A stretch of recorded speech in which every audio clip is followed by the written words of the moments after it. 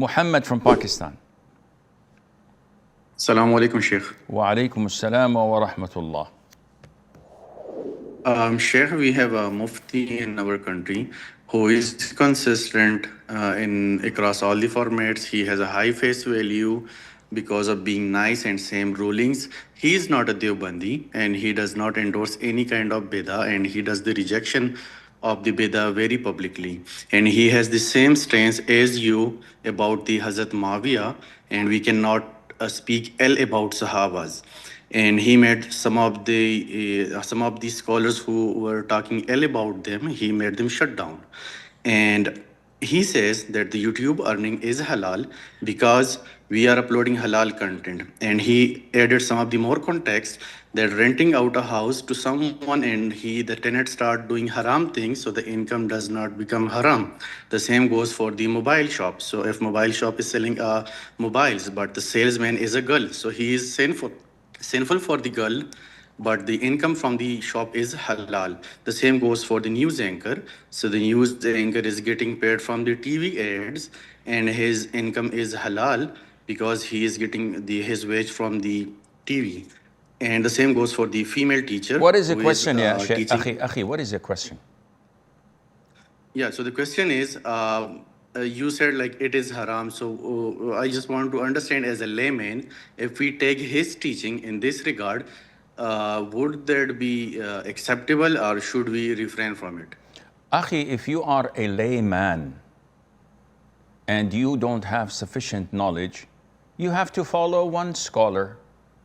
And you cannot go and cherry pick whatever you think is fine and go and pick it up, and then you go to another scholar and pick it up and go to a third and a fourth. This is point one. You have to stick with one scholar who you trust his religious commitment, his knowledge, his experience, his consistency, and he's someone renowned and known to be a scholar. But you cannot go and cherry pick.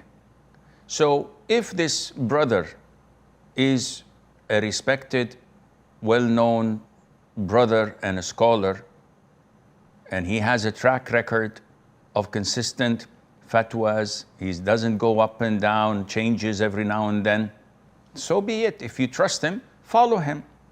My stance is crystal clear. When you allow ads, you allow them to make money out of them. The money that you're getting is because of these ads. Who allowed them? You. So now, let us look at some of the examples you had given. Though I don't like to do that, not to confuse people. People come to you to rent your apartment.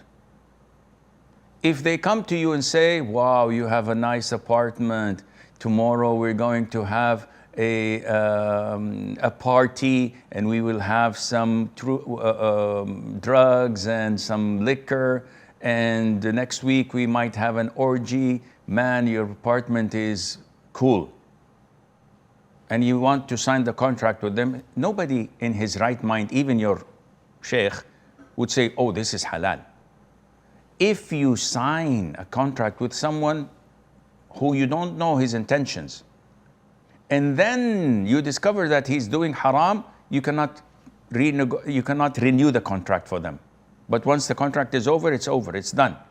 The same thing when a bank that deals with riba says, we would like to borrow or to rent your premises for interests.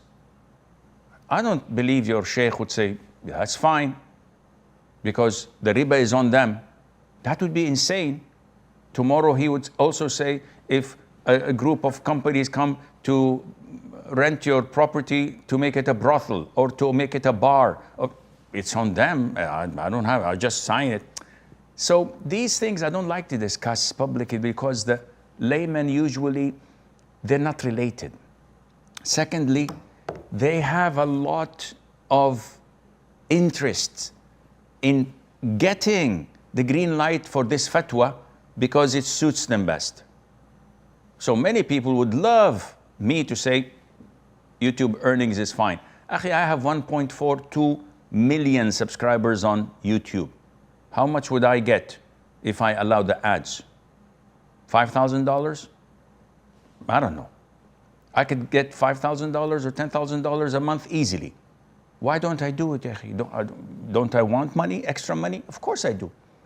But when it comes to halal and haram, you don't go to people who would say, yes, everything goes.